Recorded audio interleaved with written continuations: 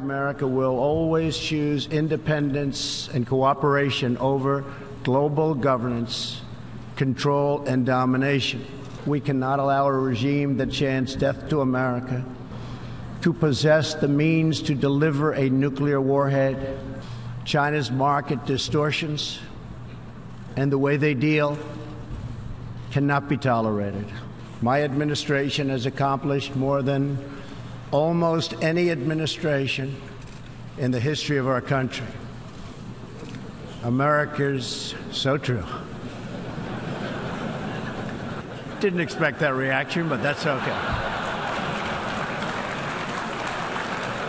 President in the moment. Let's bring in Nikki Haley. She was the governor of the great state of New York, and then the president appointed her as South Carolina. South Carolina. That's it. She lives in New York now.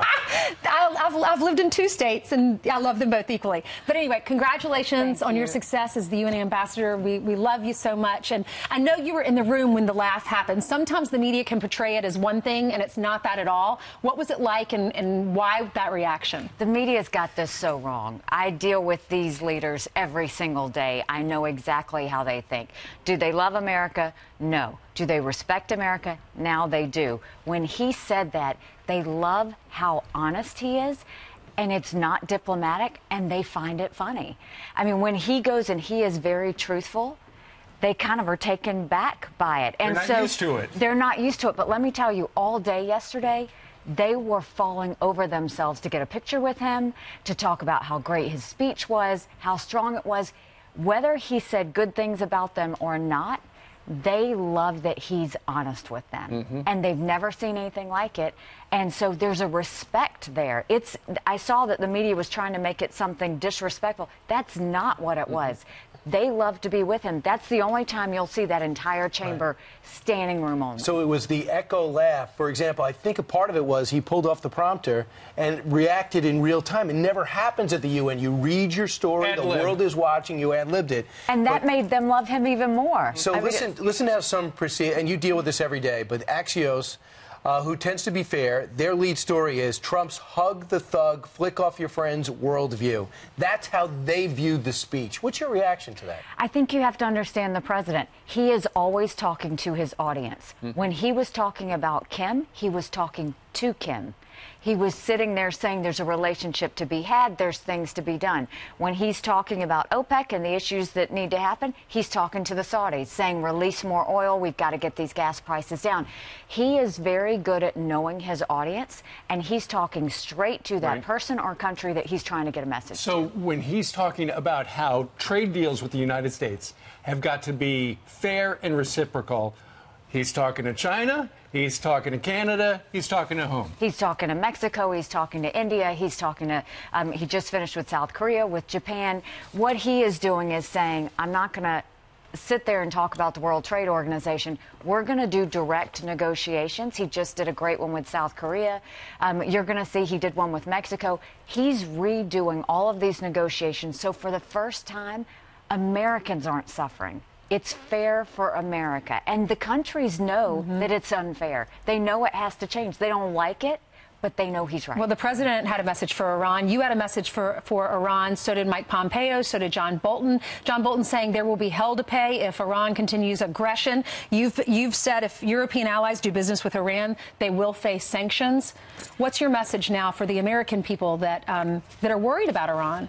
That we do need to be worried about Iran. Honestly, Iran is the biggest issue that we have right now. I think you can look, we're having multiple attacks from their proxies on our embassy in Iraq.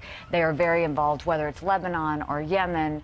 They are constantly in the middle of trouble, and they're not on our side. And what we have to do is make sure that the international community knows trying to do business with Iran is only helping terrorists. You're not helping the international community. Ambassador, is it true that the European Union is trying to give incentives for the EU companies to go in Iran, which is a really thumb in, it's a thumb in our eye?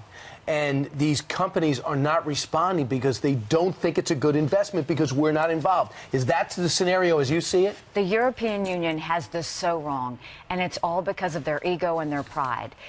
You've got Ms. Mogherini, who helped get this deal together. She's trying to hold a deal together because she did it. But she's not looking out for the best interests of the European countries who, number one, don't want to do business with Iran. And you can have that proof by the fact that companies are dropping deals with Iran. They're not trying to get deals with Iran because they get who they're dealing with. Sure. What do you make of former Secretary of State John Kerry? It sounds like some have depicted it as meddling, saying, hey, just wait this administration out. Things will get better. What Secretary Kerry did was not only disrespectful, it was hurtful to America.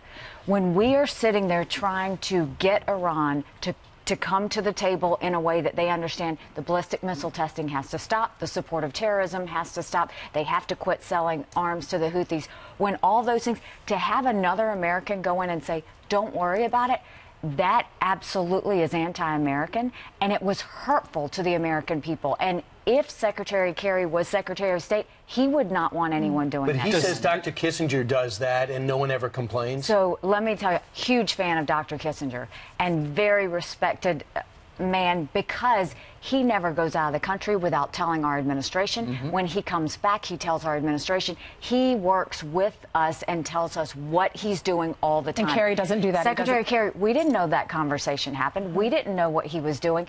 And Dr. Kissinger, you never have to worry that he's not on America's side. Right. Ambassador, you're sitting next to the president at the UN. You walked in with him. You introduced him. What is your reaction to the criticism about him, and what's it like to work with him? You know him on a personal level. It's gotten so disgusting, really.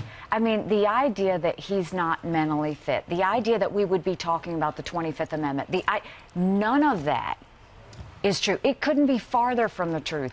You've got a president who is nonstop going all the time. The cabinet's just trying to keep up with him.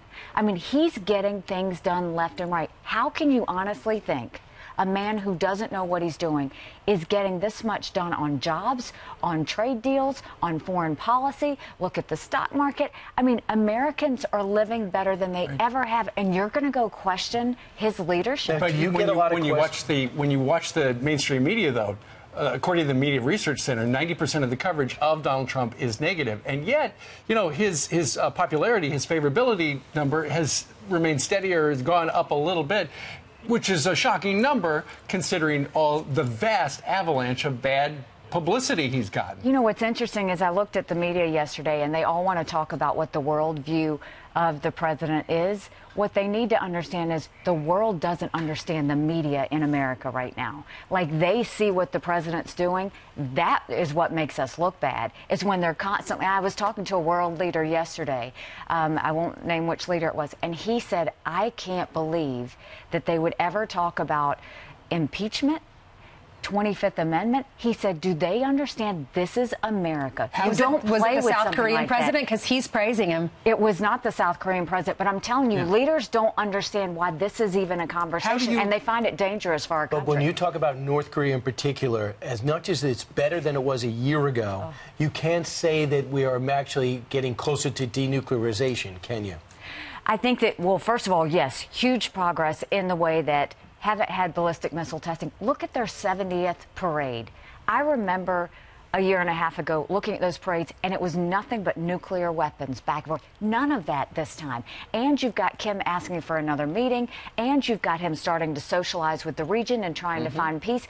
We've come a long way. We've got a long way to go, because we've got to get his confidence and trust that we're not going to attack him, and he's got to give us the trust that of course he's going to do what we say. But every leader is thanking the president for what he did on North Korea. And Kim Jong-un is a different kind of negotiator than his father. Very much so, and the president tapped that. He tapped that. That's why Kim sent him a nice letter saying, I want to meet again.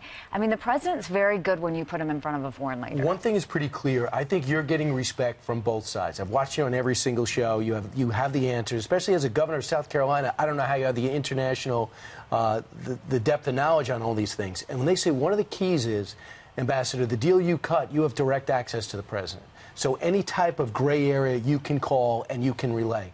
Is that true? How important is that? He's unbelievably responsive. I mean, I go to D.C. once a week. I see him. I talk to him. If I need anything, I can pick up the phone. If I disagree with something, he listens. He may do it. He may not do it. But I am very appreciative of the relationship I have with the president. The reason I'm able to do the job I do is because he's so involved. Last night, he went and hosted members of the Security Council and their foreign ministers. Think about that. Not world leaders, the ones that make the decisions every day on those North Korean sanctions, on the arms embargo. I bet they love that. That buys so much goodwill for the United States, and he doesn't have to do it. Ambassador, you wear the South Carolina emblem on. It's so cool to see that when you're in front of all these world leaders. Governor of South Carolina, UN ambassador, so now you have a global view. Any plans to run for office, run for president one day as a female? It'd be wonderful. Well, first of all, I will tell you, you never forget where you come from. Right. So that is why I wear my South Carolina necklace. And I will tell you, I have not thought once about running for president. You know, these things where people talk about 2020, I would never run against the president. I would campaign for the president. I mean, without question, he's done such a great job. And so I'm good about not thinking about the future. Well, you know what, you know what you need to think about, though? Traffic, because now there's gridlock here between here and the United Nations. And I apologize to New Yorkers for that. Thank you, Ambassador. Thanks so much. Always We're navigating the subway. We're okay.